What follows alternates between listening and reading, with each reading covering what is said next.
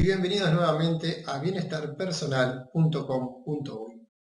Hoy vamos a hablar de lo que sería la significación o la resignificación de nuestros recuerdos pasados. Muchas veces nos sucede que en la consulta, vienen personas que han vivido determinada clase de situaciones en su pasado, en su infancia, en su juventud, durante su desarrollo. Y esas situaciones han determinado, ciertos, le podríamos llamar condicionamientos operantes, que generaron determinadas actitudes que hasta el día de hoy sustentan y no están contentos de estar manteniendo, vamos a suponer, esos condicionamientos operantes o esas conductas si quisieran sobreponerse a ellas, ¿no? y poder evolucionar en ese sentido.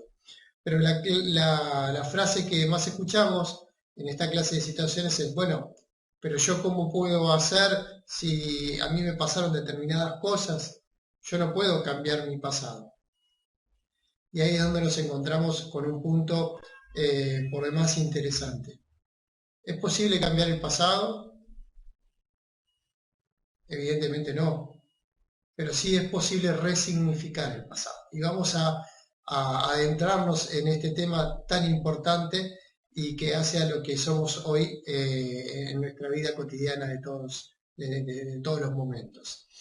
Bueno, la resignificación del pasado. Para poder entender qué significa y cómo es que trabajamos en psicoterapia, debemos comprender bien este concepto de lo que es la resignificación de nuestros recuerdos. A mí me gusta establecer una comparación con lo que sería el derecho americano, es decir, cómo se trabaja en lo que es la Corte Judicial de Estados Unidos en diferencia de lo que es la Corte Judicial de nuestro actual sistema judicial. Nosotros fallamos conforme a los procedimientos, conforme a los códigos y conforme a la Constitución. Entonces, cada vez que se quiere establecer si existe o no la figura del delito, se va a los códigos, se va a los procedimientos y se va a lo que sería la Constitución. Y en base a eso se falla. En el derecho americano hay una diferencia. En el hoy se falla conforme se haya fallado en el pasado. Es decir, se utiliza la lógica de si anteriormente lo hicimos así, entonces debemos de seguir haciéndolo de la misma manera. No importa si de pronto hay una situación en la que no se falló con toda justicia, igual siempre se dice, bueno, según el caso de fulano de tal contra el Estado de X, la Corte falló de determinada manera. Entonces, este caso, si se demuestra que este caso es igual al anterior, entonces deberíamos fallar en igual sentido. La mente funciona de la misma forma. Es decir, nosotros cada vez que uno elabora una situación de la vida o cada vez que uno quiere salir de esa situación o quiere seguir adelante, básicamente lo que hace es que archiva esos recuerdos y esas vivencias, las encarpeta, las encapsula y le pone un rótulo. Ese rótulo es importante porque ese rótulo va a determinar las siguientes configuraciones o las configuraciones futuras. Es decir, de acuerdo a cómo nosotros le demos el significado que le demos a determinada situación y la archivemos en nuestra memoria, eso va a determinar un condicionamiento operante positivo o un condicionamiento operante que de pronto no nos resulta tan beneficioso, digamos, ¿verdad? Entonces, en la medida que uno va pasando por la vida y va cerrando situaciones y siguiendo adelante, cerrando y siguiendo adelante, cerrando y siguiendo adelante, cerrando y siguiendo adelante, sucede que, después de un tiempo de haber transcurrido por la vida, tenemos un montón de sucesos o un montón, dijéramos, de casos archivados y cada caso va fallando o va cerrando o se va rotulando conforme al anterior y al anterior y al anterior y así sucesivamente.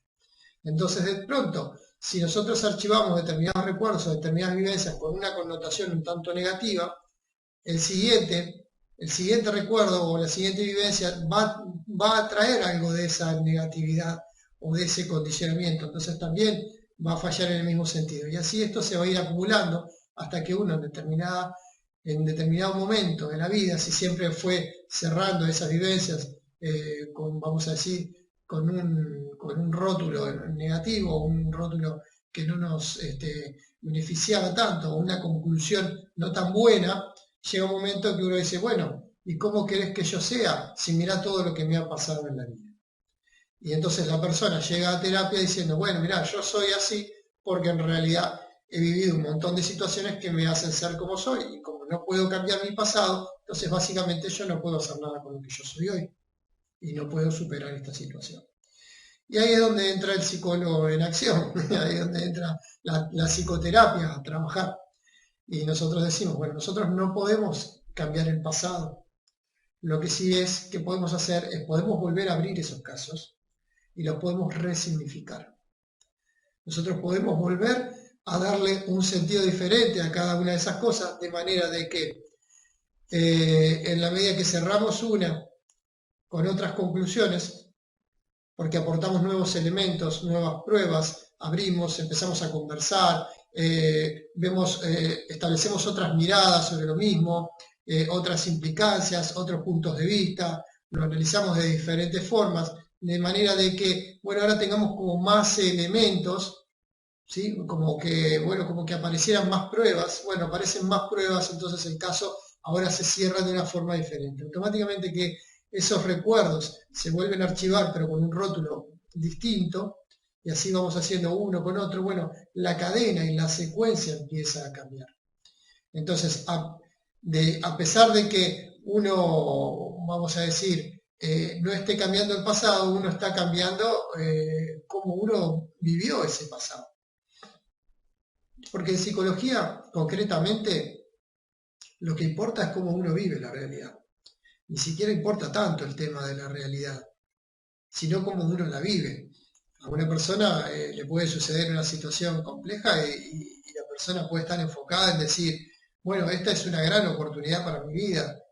Bueno, a través de esta situación yo me voy a templar y voy a prevalecer, voy a fortalecer mi carácter o voy a desarrollar una habilidad.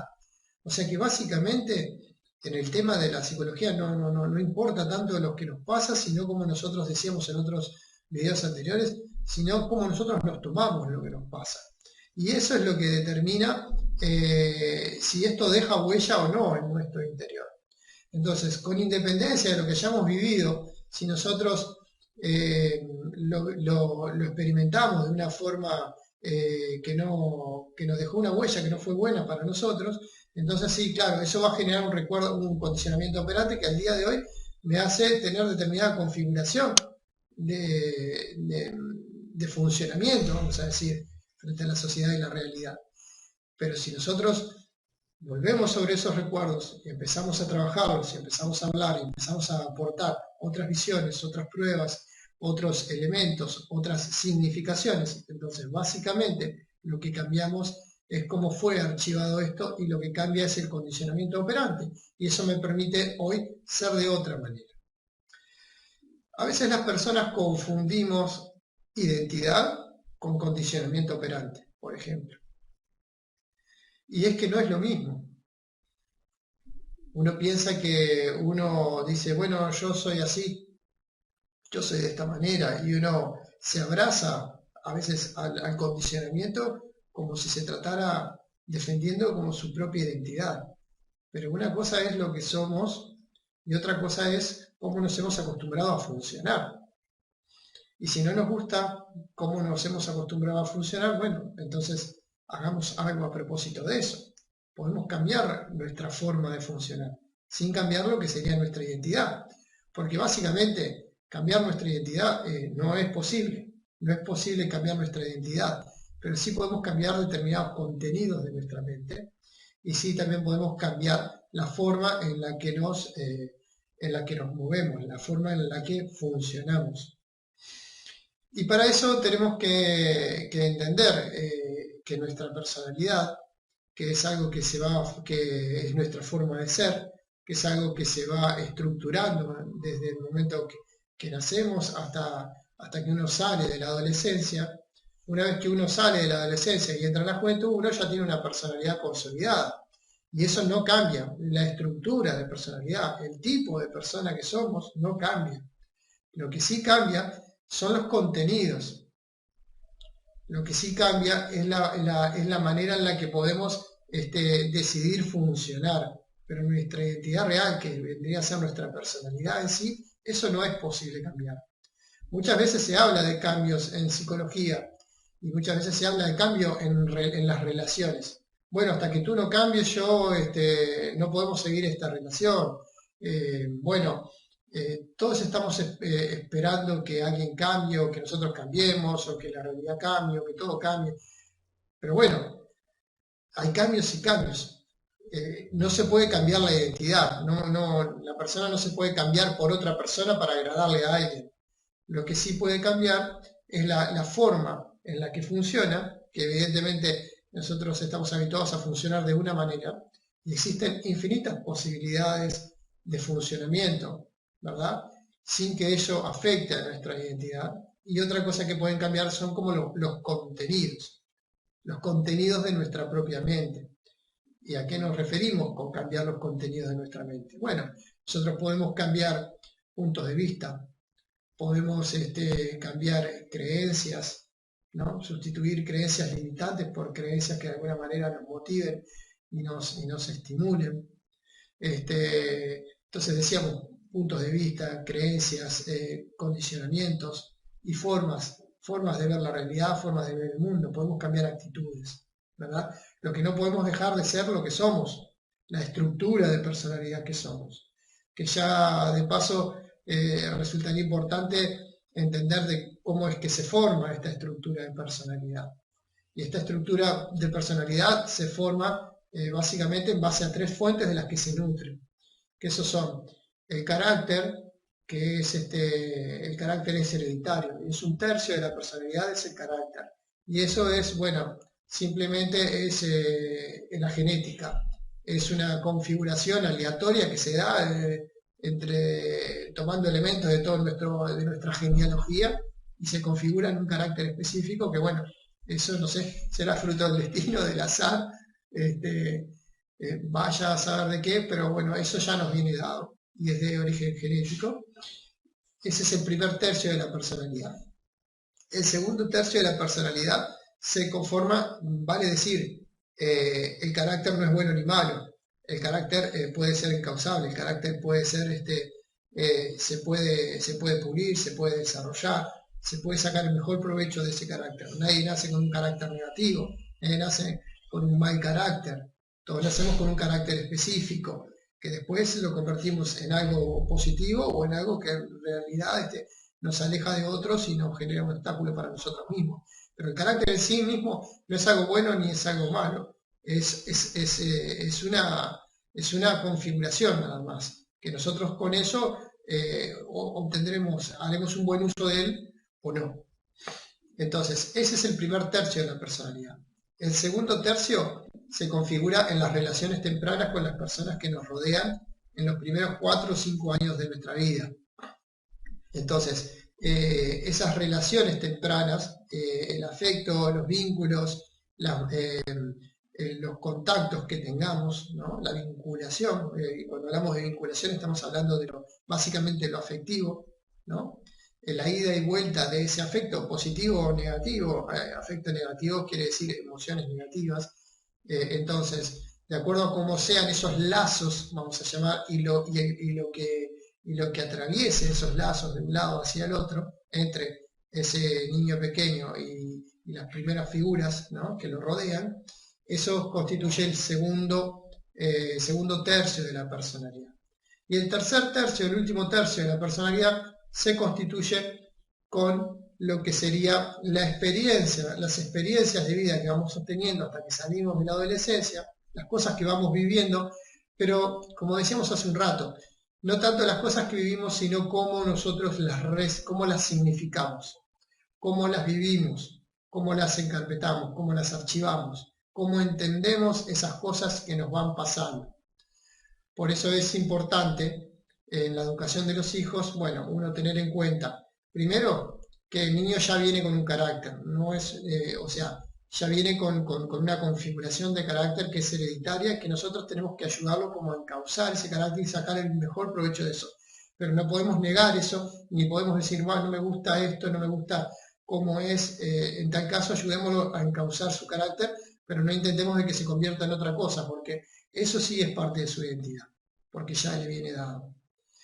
Luego lo importante en los siguientes años, en los primeros 5 años, es establecer vínculo de contacto afectivo, poder nutrir de afecto positivo a ese niño. Por eso es importante en los primeros 5 años, sobre todo el estar presente, el estar, el contacto, el afecto, el calor, el calor corporal, el contacto con el cuerpo, ¿no? Todo lo kinestésico, todo lo afectivo que se puede demostrar en los hechos, en los abrazos, en las caricias, en la cercanía del vínculo y en las palabras de afecto.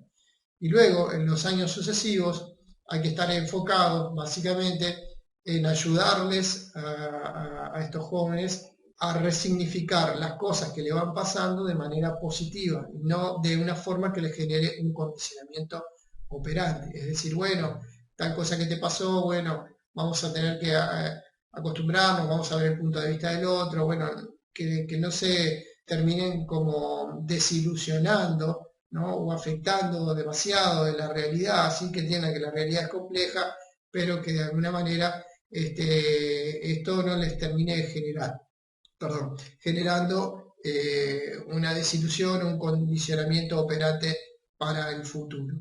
Entonces, cuando una persona sale de la adolescencia, uno ya tiene su personalidad, y entra en la juventud, uno ya tiene su personalidad absolutamente consolidada y una identidad consolidada. Lo que podemos hacer a partir de ahí es básicamente trabajar sobre la resignificación de cómo se fueron archivando las diferentes vivencias en nosotros, y trabajar sobre esos condicionamientos para, bueno, estar un poco más libre, ver un poco más con libertad, con esa misma libertad, las opciones de las que disponemos para construir esos estados de bienestar. Bueno, la resignificación del pasado era el tema del día de hoy, y entender que el pasado siempre está abierto a modificaciones, fundamentalmente porque lo que nosotros tenemos archivado en nuestra memoria no son las cosas que pasaron, sino básicamente cómo nosotros vivimos eso que pasó. Y en la medida que podemos, bueno, replantearnos algunas cuestiones a propósito de ello, también podemos cambiar nuestra historia y, en definitiva, cambiar el presente de lo que nosotros somos. Bueno, muchas gracias por compartir este video. Si gustan pueden suscribirse, también pueden visitar nuestra página bienestarpersonal.com.uy y darle like a este video. Bueno, gracias y hasta la próxima videoconferencia. Que tengan buen día.